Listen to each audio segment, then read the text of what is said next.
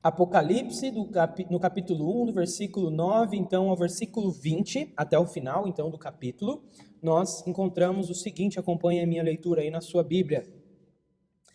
Eu, João, irmão vosso e companheiro na tribulação, no reino e na perseverança, em Jesus, achei-me na ilha chamada Patmos, por causa da palavra de Deus e do testemunho de Jesus.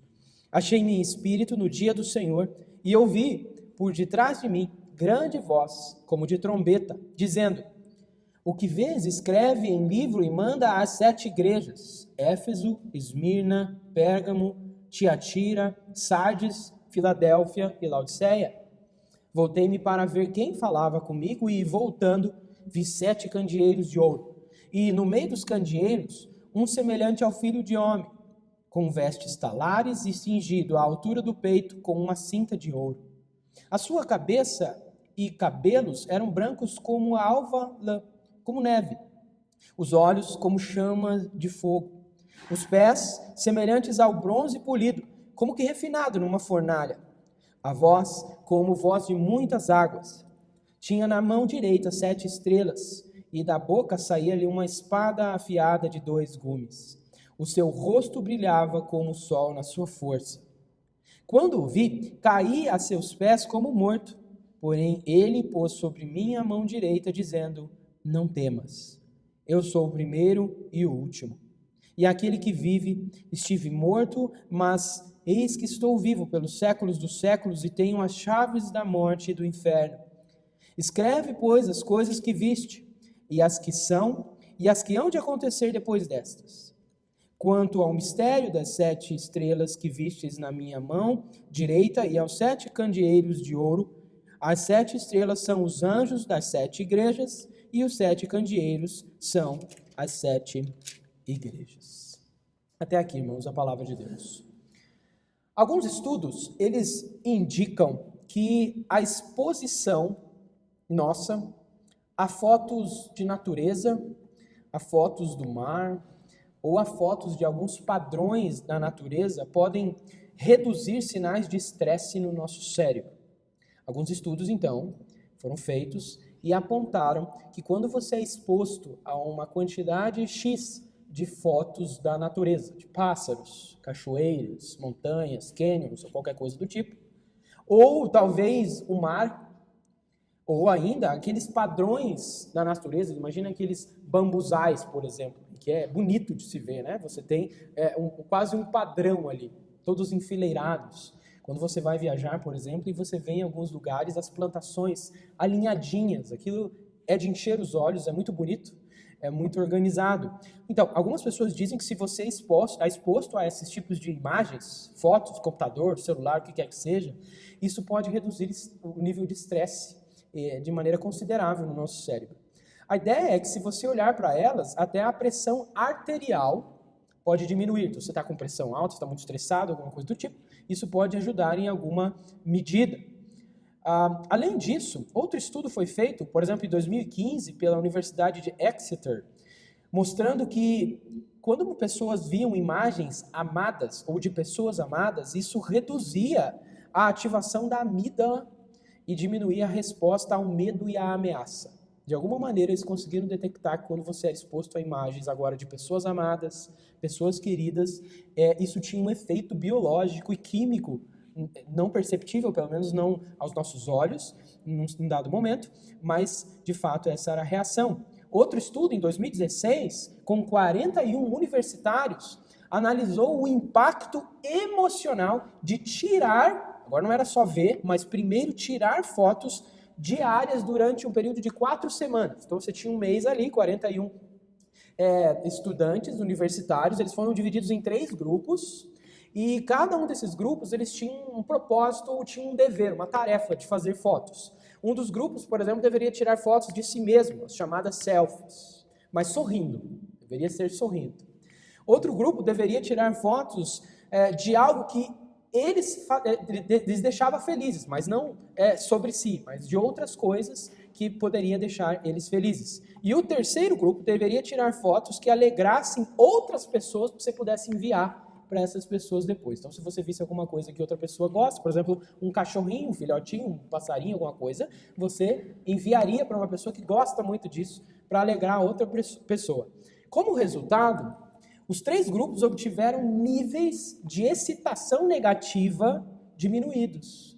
As pessoas estavam mais propensas a se excitarem positivamente com essas fotos e com essas circunstâncias. E isso também mostrou que eles tinham um estado mais calmo, emocional mais calmo, por terem tirado essas fotos que faziam eles felizes ou sorrindo.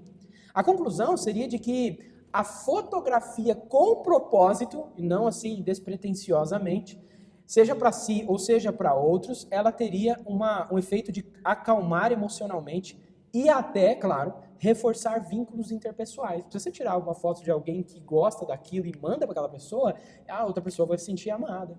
Isso vai estreitar a relação entre as pessoas. Então, eu estou dizendo isso, irmãos, porque se tem alguém que sabe bem o poder de uma imagem para comunicar alguma coisa, para impactar, e para consolar e confortar e encorajar, esse alguém é Deus. Nós vemos isso, por exemplo, no Sinai. Nós começamos esse culto, lembramos das visões de Daniel. Depois nós falamos sobre Moisés ali sendo o mediador entre o povo e Deus, porque o povo viu aqueles sinais poderosos lá no Monte Sinai. Então aquilo lá era proposital. Deus criou aquela imagem, aquele ambiente para causar um impacto. Nós vemos, por exemplo, o profeta Isaías. O profeta Isaías, capítulo 6, diz que no ano da morte do rei Uzias, ele viu o Senhor assentado no trono. E ali, então, depois de todo aquele momento, ele é inclusive purificado e chamado para profetizar. E aquilo causou um grande impacto na maneira como ele profetizou após isso também, claro. Nós vemos, por exemplo, a Bíblia falar sobre montanhas. Você deve se lembrar do Salmo que diz que nós olhamos para os montes procurando socorro. O nosso socorro vem do Senhor que fez os céus e a terra. Então essas imagens, elas são um trampolim para alguma coisa maior. Deus usa imagens, a Bíblia usa imagens para nos referir a Deus muitas vezes. Você lembra do Jesus, do Sermão do Monte, em que ele diz assim: olhe os lírios do campo, veja como eles não fazem nada. E eles são vestidos por Deus. Eles vão viver hoje e morrer amanhã. Mas Deus veste ele com beleza, com graça, com singeleza. Jesus está nos conduzindo a uma imagem para nos remeter a Deus. Nós não podemos esquecer, é claro, dos sacramentos. Os sacramentos, a ceia do Senhor, por exemplo, que costumamos celebrar aqui, é a lembrança da morte e ressurreição de Jesus Cristo, especialmente da morte do seu sangue derramado em nosso favor. Essas imagens comunicam alguma coisa, e Deus não fez isso como assim, aleatório, ele nem pensava nisso. Pelo contrário, Deus é alguém que tem intencionalidade e propósito. Eu estou dizendo isso, irmãos, porque aqui nós temos uma imagem que procura comunicar alguma coisa ao povo de Deus naquele contexto em que eles estavam.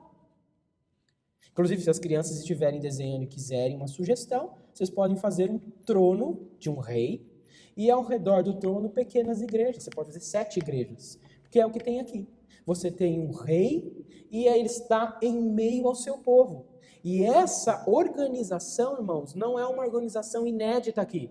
Você deve se lembrar, por exemplo, do Antigo Testamento, em que no deserto você tinha o tabernáculo e ao redor as tribos.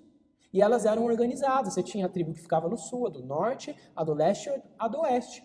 Elas tinham um lugar determinado por Deus. Mas se alguém pudesse ver, e de fato alguém já viu, está registrado na Escritura, tinha uma perspectiva acima de um monte, por exemplo, ia haver o assentamento de Deus, Deus no meio. Deus sempre esteve no meio do seu povo. É por isso que Jesus Cristo está sendo revelado aqui. Ele mesmo se revela dessa maneira. No livro de Apocalipse, então, nós já vimos, por exemplo, que a Trindade, o Pai, o Filho e o Espírito Santo, as 3 pessoas são glorificadas ao conceder à igreja uma nova identidade. É notório que no começo do livro de Apocalipse, João esteja fazendo a referência a uma realidade espiritual nossa. Nós somos reino e sacerdócio em Cristo. Somos aqueles que já reinam, não vão reinar ainda. mais para frente, já reinam em alguma medida, mas que também são parte do sacerdócio de Cristo. São aqueles que têm a incumbência, inclusive, de falar do Senhor por onde vão as outras nações. Nós já vimos também que Jesus Cristo é visto como exaltado, como uma testemunha fiel, o primogênito dos mortos e o soberano dos reis da terra. E ainda vimos anteriormente que a soberania divina garante para nós a graça, a paz e a vitória à Igreja de Deus até a consumação da história. E isso era extremamente importante, esse tipo de coisa que Deus estava dizendo aqui, que Cristo estava revelando às suas igrejas, ali na região da Ásia Menor. Hoje, irmãos, nós veremos que João, ele se apresenta como um companheiro na tribulação, no reino e na perseverança, mostrando que essas realidades definem a vida cristã fiel. Nós também veremos que a visão celestial mostra Jesus Cristo entre os candeeiros, e os candeeiros, como veremos, são as igrejas, cuidando, portanto, dessas igrejas, purificando essas igrejas, tirando as impurezas delas, e exercendo o julgamento santo sobre elas. Depois também nós veremos que por ter morrido e ressuscitado, Jesus Cristo tem as chaves da morte e do inferno, e governa soberanamente sobre todos os tempos e eventos da história. Algo extremamente importante para eles e para nós. Também veremos que João recebeu a ordem de relatar o que viu, o que estava acontecendo, o que haveria de acontecer ainda, revelando a história da igreja sobre a ótica do trono de Deus. Então, o que ele vai dizer, ele está dizendo da visão privilegiada que tem, por causa da revelação que lhe é dada. João é chamado, então, para agir como um profeta. E ele escreve a essas igrejas, em primeiro momento, e a nós também, porque a segurança dessas igrejas e a nós, irmãos, vem do fato de Cristo reinar sobre elas, sobre nós, como um juiz celestial, como um sacerdote, como um rei. João se identifica com essas igrejas, com as circunstâncias delas, e nessas circunstâncias das igrejas, elas representam todas as outras igrejas. E isso para preparar caminho para a primeira grande visão que nós veremos continuamente neste livro, depois deste capítulo 1. Apocalipse 1, do 9 ao 20, então, irmãos, tem como objetivo para nós revelar que Cristo, ele venceu a morte, ele reina como um juiz, como um sacerdote, como um rei, no meio das igrejas, das suas igrejas. E ele fortalece e chama as suas igrejas a perseverarem fiéis na tribulação. Esse é o contexto, amarrar tudo que nós temos aqui. Em primeiro lugar, então, essa imagem de Jesus Cristo que conforta e encoraja o seu povo, nós vemos que Cristo faz sua igreja reinar em meio à tribulação. Não sobre ela, e não nem depois da tribulação, mas em meio à tribulação, passando por elas. Do versículo 9 ao versículo 11. Aqui, na primeira parte, então, João relata onde e quando ele recebeu a incumbência da parte de Cristo para escrever a revelação profética deste livro. Até agora nós temos tido informações picadas na sequência por aqui, por assim dizer, até aqui. Nós vimos, por exemplo, que essa revelação, lá no versículo 1, foi dada de Deus para Jesus Cristo para o anjo, do anjo para o seu servo João e de João para os seus demais servos. Nós vimos então que ali, esse é o apóstolo João, recebe e atesta e testemunha dessa palavra de Deus. Depois o versículo 4 fala que João escreve as 7 igrejas que se encontram na Ásia. Agora, nós vemos mais sobre João e as circunstâncias em que ele escreveu. O versículo 9 diz que ele é o irmão vosso e companheiro na tribulação, no reino e na perseverança, em Jesus. Achei-me na ilha chamada Patmos, por causa da palavra de Deus e do testemunho de Jesus. Então, primeiramente, no versículo 9, João se identifica com os seus leitores ao falar da tribulação, do reino e da perseverança que todos os crentes têm em Jesus. Então, o que ele está dizendo aqui não é, gente, eu estou no bem bom aqui, mas eu sei que vocês estão passando um perrengue. Nem o contrário. Ele está dizendo que ele sabe bem o que é essa situação. Portanto, a visão que João recebe não é só para ele. Não tem efeito só sobre ele, mas tem efeito sobre todos aqueles que compartilham dessa visão, ou desse contexto de João.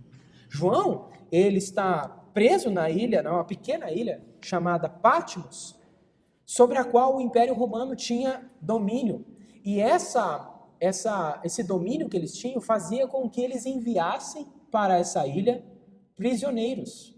Então, se você cometesse um crime de acordo com a lei romana, você poderia muito bem, se não fosse morto, ser enviado para essa ilha ou outros lugares em que você tinha presídios. Então, João não está ali porque ele foi lá aproveitar para pregar para as pessoas que estão presas ali. Algumas pessoas até sugeriram isso já, que ele foi para lá para isso.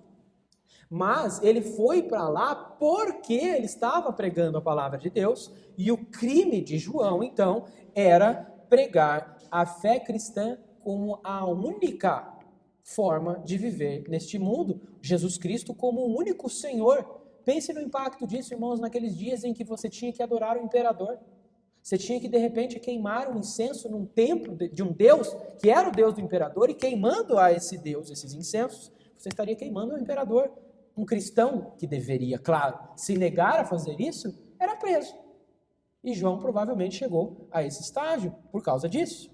E ele diz assim: irmão vosso e companheiro na tribulação, no reino e na perseverança. Ele vai de maneira muito familiar, muito carinhosa, ele se identifica como sendo da mesma família, mas não só da mesma família espiritual, como companheiro, parceiro na tribulação, no reino e na perseverança. Embora João fosse a maior autoridade cristã viva naquele momento, João provavelmente deveria ter os seus 90 anos. Era o final do primeiro século, então ele já deveria estar perto dos 90 anos, era o único apóstolo vivo. Mesmo assim, sendo o único apóstolo vivo, ele se identifica com Cristo, com sua igreja, dizendo: eu sou irmão de vocês, e eu sou parceiro de vocês no que vocês estão fazendo. Companheiro. A palavra companheiro aqui quer dizer aquele que leva junto as cargas. A palavra companheiro aqui é andar junto mesmo. Eu estou carregando e compartilhando as mesmas dores e experiências que vocês. E João diz que ele compartilha 3 situações com os crentes que acabam resumindo a vida cristã: tribulação, reino, perseverança. E da maneira como João escreve isso aqui, ele não está falando que são coisas distintas de estágios diferentes da vida cristã. E também não está dizendo assim: alguns têm tribulação, alguns têm perseverança, alguns têm reino. Não. A maneira como está escrevendo essas 3 coisas é dizendo que isso compõe a vida de cada cristão verdadeiro, individualmente. Quando ele fala de tribulação, ele está falando da primeira realidade do cristão, irmãos. Os leitores de João estavam em grande medida passando por isso. Então, quando ele escreve isso e a igreja lê companheiro na tribulação, é possível que aquela igreja tenha se sentido mais representada. Portanto, aquilo que João está vendo, as palavras que ele está recebendo, vem a eles também. É pertinente a eles também. E é assim que nós devemos ver também. A pertinência dessa palavra por causa dessas características da vida cristã. O livro de Apocalipse mostra que a tribulação só pode se intensificar na medida em que os crentes assumem a sua posição como testemunhas fiéis. Alívio em Apocalipse só é prometido no mundo por vir. Em nenhum momento, na verdade na escritura toda, mas falando aqui do livro de Apocalipse, Deus nos garante alívio completo e perfeito, assim, para sempre, aqui, nessa terra, nesse estado. É por isso que a tribulação está aqui. A tribulação, inclusive, ela aumenta tanto quanto aumenta a fidelidade das testemunhas e dos discípulos de Jesus Cristo. No livro de Apocalipse, essa é a tônica. Quanto mais fiel você for, mais tribulação você pode esperar. A Bíblia nunca, irmãos, adoça a pílula para nós. A Bíblia nunca faz uma maquiagem da realidade cristã. Ela nunca diz para você que você esperar só flores e alegrias e festas. Não. Deus nos chama, Cristo nos chama para segui-lo nesse caminho também. Árduo aqui. Algumas vezes os perigos de tribulação poderiam vir de dentro da igreja, porque você tinha falsos ensinos. Você tinha que trabalhar, você tinha que lutar com isso dentro da igreja. Não é um negócio que acontecia só lá fora, eventualmente. Mas é claro que também acontecia lá fora. Não à toa você tem uma figura, que é Satanás, descrito como nada menos do que um dragão. Quem pode com o dragão? Deus. Mas a igreja está sendo perseguida fora por esse dragão, e dentro ela sofre muitas mazelas e tribulação, portanto, com falsos ensinos que tem que combater, falsas práticas, infidelidade. Nós veremos nas cartas que são direcionadas às igrejas que Cristo pontua coisas muito específicas. Tem alguma coisa contra você, Jesus diz às vezes. Tem alguma coisa contra você, é necessário que você se arrependa. Há coisas que precisam mudar ali. A segunda realidade que João cita aí é reino, o que mostra um aspecto mais positivo da vida cristã. Se tribulação, e é claro, é a parte mais negativa, no primeiro momento ali, agora nós temos reino como aspecto mais positivo. O verdadeiro crente, irmãos, ele não passa só por tribulação, mas ele passa de um jeito diferente. Ele passa estando no reino. Aí talvez você diga, não pode ser. Como é que um rei, como é que um príncipe, alguém que está no reino, pode passar por tribulação? Lembre-se de Jesus Cristo. Ele disse, o reino é chegado, arrependam-se e creiam. E ele vive, e de fato diz no texto bíblico, que ele é um homem de dores, que sabe o que é padecer, perseguido o tempo todo. Tanto que quando foi crucificado, tinha lá, em forma de chacota, Rei dos Judeus. Essa era a imagem que ficou cravada na cruz com Jesus Cristo.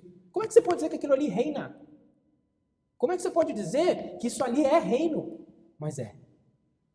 Isso é reino, é parte do reino. Porque no Evangelho, irmãos, nós somos sempre chamados primeiro à cruz, depois à glória. Cristo percorreu esse caminho. E você não pode em momento nenhum dizer que Cristo não estava reinando. Ele estava reinando de uma maneira inversamente cultural ou esperada, mas era reino. Da mesma forma os crentes. É por isso que você pode dizer, ao mesmo tempo que o crente está em tribulação, mas ele pode encher a boca e dizer, mas eu sou reino. Isso ninguém tira. Posso estar em tribulação, mas já estou reinando. Não do jeito que ainda reinarei, mas já reino. É por isso que é reino aí. Então João e a sua comunidade são pessoas que já agora reinam juntos ao reino ou no reino de Jesus. E acima e além de tudo o que João falou de si e dos crentes, ele diz que os cristãos são identificados corporativamente em Jesus, porque ele diz aí ainda no mais no versículo, tudo isso em Jesus, essa expressão. Eles só são tribulação e reino e perseverança em Jesus, por causa de Jesus, por causa da sua união com ele. Puderam, Jesus mesmo disse, se perseguiram o mestre, não vão perseguir os discípulos. Se perseguiram a mim, não vão atrás de vocês também? Unidos a Cristo, esperamos as mesmas dificuldades e as mesmas realidades espirituais de reino, por exemplo. A terceira realidade do cristão aí é a perseverança, que pode ser traduzido por paciência. E é uma palavra muito especial no livro de Apocalipse. Assim como a palavra testemunha é visto várias vezes, fiel também é uma palavra muitas vezes vista, bem-aventurados vista muitas vezes também, nós temos a palavra perseverança ou paciência como aparecendo muitas vezes de maneira muito especial no livro de Apocalipse. E faz sentido, porque uma vez que a tribulação é parte nossa, da nossa vida presente, irmãos, deve-se ter paciência, perseverança. Ué, perseverança só faz sentido se tiver dificuldade, se tiver obstáculo. Você só tem que persistir e perseverar, não é porque é bom não, ou porque vai tudo muito bem, mas porque há dificuldades. E uma vez que a tribulação é parte do nosso presente, então deve-se ter uma fé perseverante, tanto para que os falsos ensinos não contaminem a igreja, a nossa igreja inclusive, quanto para que as perseguições de fora não comprometam a nossa fidelidade a Cristo. Porque o que a palavra sempre diz, especialmente no Novo Testamento, a palavra de Deus sempre mostra para nós, é que haverá perseguições, intramuros e fora da igreja. Mas a questão é que nós precisamos nos manter fiéis, perseverantes na fidelidade em meio a essas tribulações. Então, com essas três realidades, irmãos, João mostra que a perseverança fiel na tribulação é o meio pelo qual nós reinamos no presente com Jesus e em Jesus. Então a questão é a seguinte, se amarrar tudo como é que eu sou reino, tribulação e perseverança? É a perseverança fiel em meio à tribulação, essa é a forma como nós vivemos o reino. Não é com as maiores e melhores glórias aqui e agora, mas é sendo perseverantes em meio às dificuldades. Então, irmãos, João procura mostrar que não se pode exercer o governo do reino sem passar por tribulação e perseverança. Da mesma forma que Jesus exerceu sua autoridade até a cruz, através do sofrimento ou tribulação, você e eu, irmãos, nós somos chamados, reconhecidos como crentes e chamados para fazer o mesmo. De fato, esse será um tema importante ao longo do Apocalipse, como nós veremos, e o exercício do governo desse reino só começa e continua, irmãos, da nossa parte, se a pessoa, se você e eu formos fiéis e perseverarmos na tribulação. Essa é a fórmula para ser fiel. Reinar agora junto com Jesus é suportar fiel em toda e em meio à tribulação. João usa a palavra companheiro, então, para mostrar que os santos participam ativamente. Não é um negócio assim, eu meio que caí de gaiato nesse negócio de tribulação. Não, ele está dizendo, eu sou companheiro com vocês. Eu estou ativamente, intencionalmente, carregando as mesmas cargas. Eu sei o que eu estou fazendo. Eu sabia desde o início no que eu estava me envolvendo. Vocês também. Então não é um negócio surpresa quando ele diz companheiro. Ele está dizendo que é isso mesmo. É isso que a gente já deveria ter esperado. E portanto, estar identificado com Cristo, irmãos, é a razão para que os sofrimentos que nós enfrentamos aconteçam, mas também nos dá força para que nós suportemos e reinemos como reis, mesmo nessa situação. A intensidade da tribulação, irmãos, nem sempre é constante ou tão agressiva quanto poderia ser. Isso é um fato. Sempre pode ser mais intensa a tribulação. Certamente há períodos mais difíceis e outros de relativa paz. Contudo, irmãos, geralmente o perigo maior não vem dos momentos difíceis, como a gente costuma pensar, mas quando nós baixamos a guarda. Na Bíblia, nós somos estimulados e somos levados à atenção quando tudo vai bem. Não que está errado estar bem, mas a razão por que está tudo bem. Será que está tudo bem e não há tribulação nem perseguição porque nós temos sido infiéis? Ou que mesmo fiéis, Deus tem dado essa bonança? Se for a segunda coisa, ótimo. Se for a primeira, está horrível. A paz não deveria ser interpretada, ou pelo menos desejada, a qualquer custo. A custo da fidelidade. Não é para agora. Não há alívio perfeito e completo agora.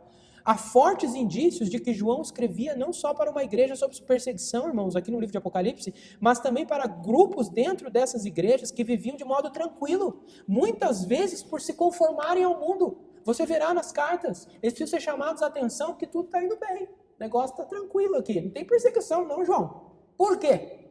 Porque eles estavam conformados ao mundo. É por isso que não há perseguição, são amiguinhos. Então não há inimizade.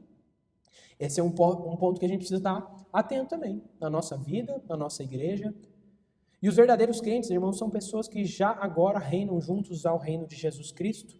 E essa realeza se torna cada vez mais evidente, conforme nós estamos em Cristo, passamos por tribulação de modo perseverante. Ainda no versículo 10 ao 11, nós vemos que João recebe um comissionamento profético para escrever, então, a sua revelação que testemunhou, e ele comunica a essas igrejas. No verso 10... João inicia a descrição do seu comissionamento para escrever o que viu, e ele foi encarregado de testemunhar a revelação de Jesus, porque ele foi fiel ao testemunhar a revelação de Jesus quando Jesus esteve nesta terra. Ao dizer que ele se achava em espírito, essa é uma expressão importante aí, João se refere não aos momentos de devoção, mas em que ele foi levado pelo Espírito a um contato com outro ambiente que não o terreno.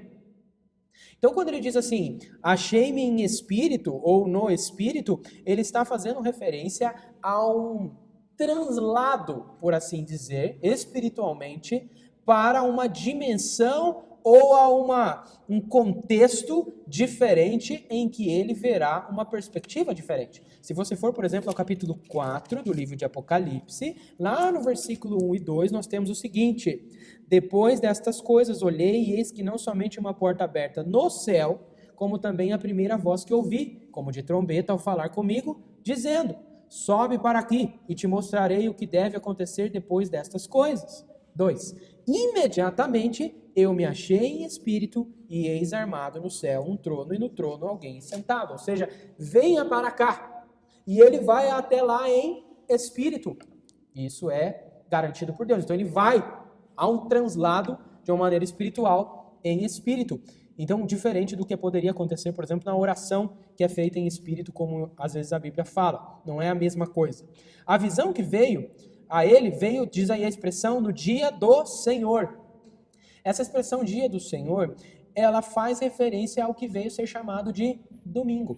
A palavra domingo, na nossa língua, no nosso calendário, pelo menos em português, ela lembra a palavra dominus, do latim, que nos lembra sobre o dia do domínio, ou o dia do dominador, o dia do Senhor. Então, até o nosso calendário, na nossa agenda, na nossa semana, nós temos uma lembrança do domingo como sendo o dia do Senhor. Tá? Então, dia do Senhor veio a se tornar a palavra domingo. Domingo significa dia do Senhor.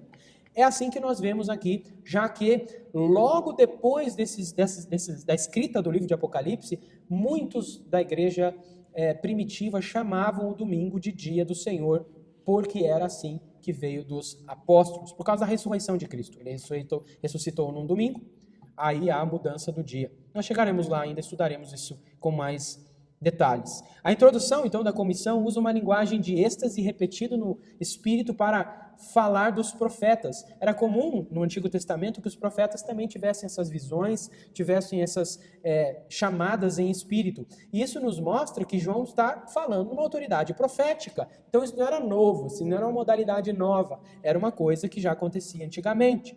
Quando João alega ter ouvido uma grande voz como de trombeta, de quem é que você se lembra? Moisés, no Monte Sinai. Nós começamos também o culto aí, lembrando, durante a liturgia falamos desse trecho. E como fazia os seus profetas do Antigo Testamento, Deus também chama João a escrever o que viu. Era comum que Deus levantasse os seus profetas, mostrasse uma visão e dissesse, escreva. João está fazendo a mesma coisa. É interessante, inclusive, lá no Antigo Testamento, irmãos, que quase sempre os profetas eram chamados para escrever o que viram, quando essa mensagem era de juízo contra o povo de Deus impenitente. Era uma forma de Deus dizer assim, escreve porque o que eu estou falando vai se cumprir e o meu povo precisa ler isso aí amanhã depois. Precisa estar registrado no corpus, na literatura deles. Portanto, já nesse ponto aqui inicial do livro, há uma sugestão das principais preocupações do livro com o juízo. O que está acontecendo? Por que Deus está pedindo para escrever? Porque o povo precisa lembrar-se desses detalhes que afetam a igreja em todo o tempo. Se as 7 igrejas representam todas as igrejas em todas as épocas, em todos os lugares, faz sentido você escrever, porque isso aqui é para a posteridade também. A posteridade vai sofrer muitos males parecidos, e de fato sofre.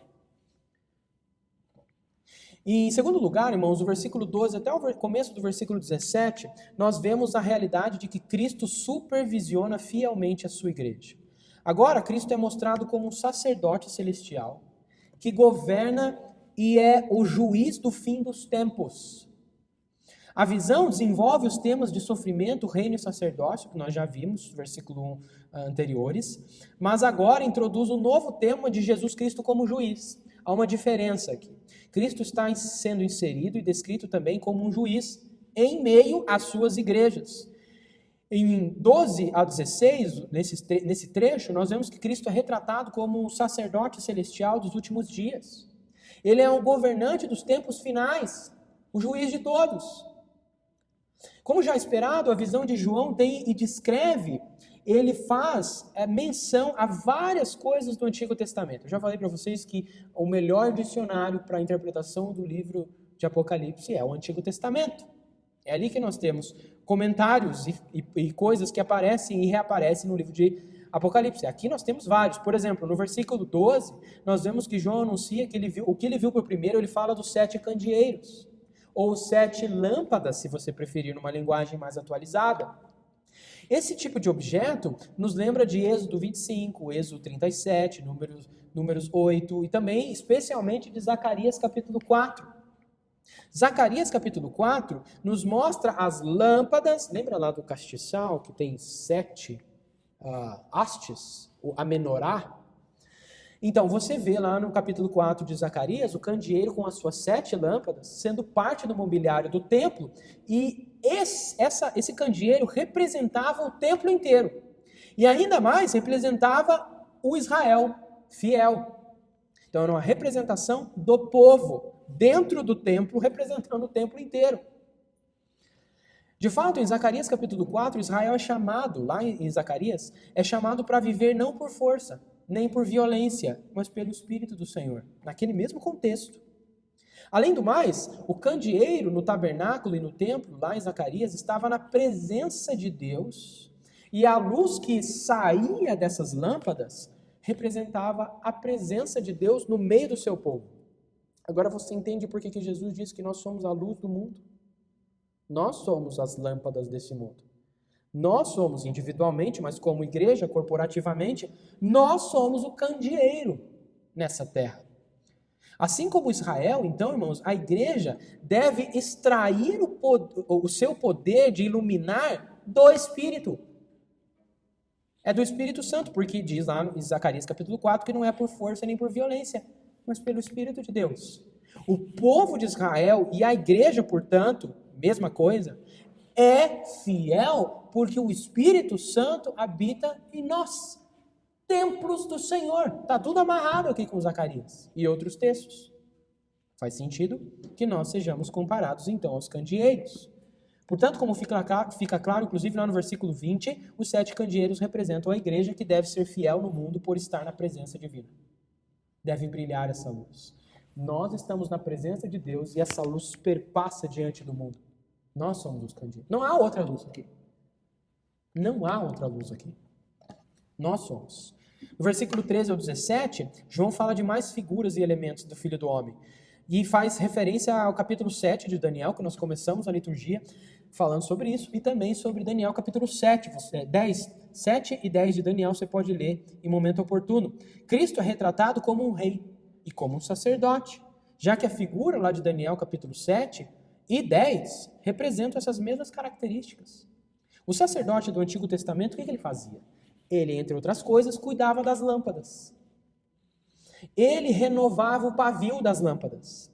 Ele tirava o velho óleo que acendia as lâmpadas e reabastecia com óleo novo. Ele reacendia, ele cuidava do candeeiro, parte da função do sacerdote. Jesus, o sacerdote, está no meio dos candeeiros. Ele está alimentando o fogo. Ele está cuidando das igrejas. A igreja brilha porque Cristo cuida. E dando o seu Espírito, ele garante, então, essa iluminação neste mundo.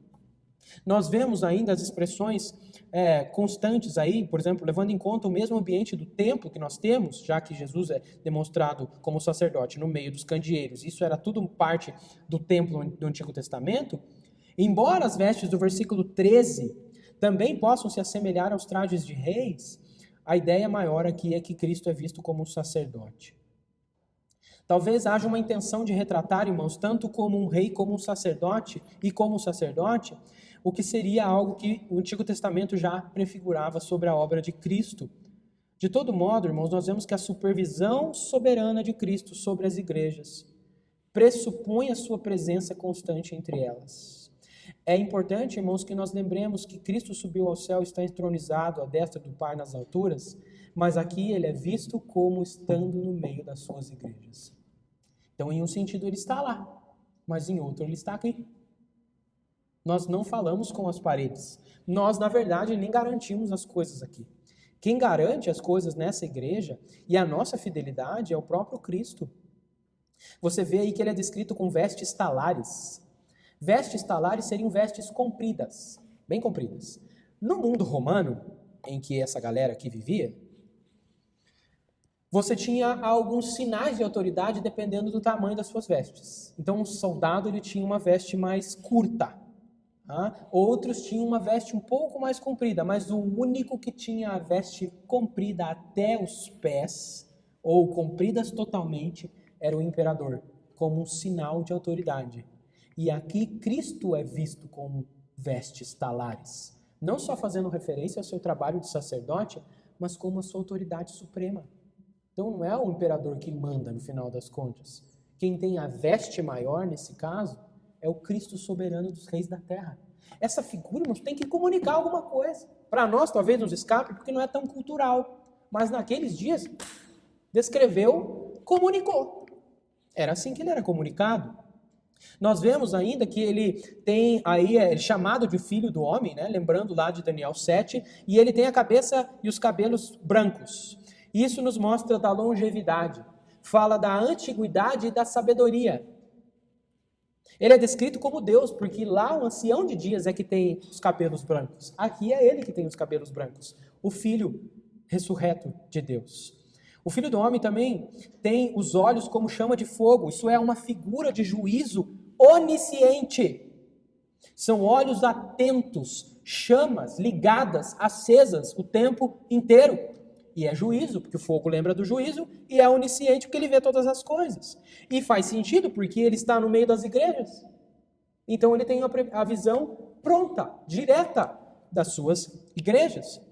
O Filho do Homem, ainda no versículo 15, é descrito tendo os pés semelhantes ao bronze polido, como que refinado numa fornalha. E isso nos lembra da pureza moral de Jesus Cristo. E, consequentemente, a pureza moral que deve ser refletida por esses candeeiros. A pureza está em Cristo. Os candeeiros têm que refletir essa pureza. Porque eles estão em relacionamento com aquilo que é puro. Não dá para você corromper a comunicação. Não deveria ter uma incoerência. A igreja deveria refletir essa pureza. Ainda no versículo 15, o Filho do Homem é descrito como tendo a voz de muitas águas. No livro de Apocalipse, as águas do mar representam também os povos e nações. Nós vamos ver, por exemplo, no capítulo 17, em que se descreve isso. Isso nos mostra o que com relação a Jesus? Essa expressão, voz como de muitas águas, falando de Jesus, aponta para o poder das palavras de Jesus, a autoridade da sua voz acima de todas as vozes. A voz dele, só de um, corresponde à voz de muitas pessoas. Nós, para tentarmos igualar, teríamos que nos reunir todos. Ele mostra, então, o poder e a autoridade suprema da sua voz. A sua voz fala mais alto. Deveria, pelo menos. E o povo deveria se confortar com isso. Versículo 16 fala que ele tinha na mão direita 7 estrelas. Isso é, no versículo 20, nós já vemos isso, que são os anjos das 7 igrejas. A seguir, ainda no versículo 16, o Filho do Homem é descrito como dizendo que da boca dele saía uma afiada espada de 2 gumes. Isso nos lembra de Isaías capítulo 11 e Isaías capítulo 49, que nos mostram a espada afiada destruindo os ímpios, ou seja, aqueles que são infiéis ao Senhor. Ou seja, essa figura da espada saindo da boca é uma espada que corta dos 2 lados. Ou seja, se ela te atingir, ela vai cortar, porque ela não tem a parte de trás que não corta, só bateria. Pegou um lado ou pegou o outro, corta. É fatal. Mas é para os infiéis. No livro de Apocalipse isso também fica bem claro. Usada aqui, então, essa espada da boca de Cristo serve para evidenciar a sua condenação daqueles que são infiéis. Dentro e fora da igreja. Dentro da igreja, infiéis, espada pega. Fora, com certeza pega. É isso que fica claro. Por fim, ainda no versículo 16, é dito que o Filho do Homem tem o seu rosto brilhante como o sol na sua força. Isso é uma referência poética lá do Antigo Testamento sobre o guerreiro vitorioso. Quando você vai para a canção de Débora, por exemplo, no livro de Juízes, faz essa referência lá. Aquele que vence, ele tem o seu rosto brilhando como o sol na sua força, o sol ao meio-dia. Essa era uma figura de batalha. Diante dessa visão, irmãos, versículo 17, no começo dele, nós vemos que da mesma forma como outros profetas do Antigo Testamento, o que João faz? Ele cai como morto. Essa é uma visão poderosa demais. A reação não é porque João é fraquinho, é porque a visão é poderosa. Não é porque ele já estava com 90 e tantos, que ele já não aguentava muito ficar em pé. Não é essa a questão. Ele cai por terra em temor, mas ele é fortalecido por Deus. O versículo 17 diz o seguinte, começo dele: quando o vi, caí aos seus pés como morto, porém ele pôs sobre mim a mão direita, a mão de sustento, dizendo: não temas. Não temas. Por que não temas? Porque João estava temendo, óbvio. Você deve lembrar lá da visão do Sinai. Deus apareceu daquele jeito para que eles temessem. E é bom que eles temam assim, porque aí eles não pecam. Então, é proposital. O desfecho disso, o ponto final, é João caindo como morto, temendo diante do que viu. Já vimos, irmãos, como o reinado e o sacerdócio de Cristo se relacionam com a situação das igrejas, tá? No versículos 5 e 6. Mas também estamos vendo ele na sua função de juiz. E ele também se relaciona com as suas igrejas como um juiz. Irmãos, Cristo não está aqui só na nossa igreja, e em todas as suas igrejas, para nos abençoar com ensino, isso também, para nos confortar, também, para nos fortificar, também, mas para nos julgar. E é bom que ele faça isso. Não é um julgamento assim para te abandonar, a menos que você esteja sendo infiel, obviamente, mas para nos purificar. Então, dentre tantas figuras que ele poderia mostrar aqui, muitas delas confortam, mas também elas corrigem a igreja. Cristo está entre nós. Isso faz diferença na maneira como a gente se relaciona com a tribulação, mas faz diferença também na maneira como nós somos fiéis a Ele. Ele está atento, Ele vê todas as coisas. E os seus olhos são como chamas de fogo.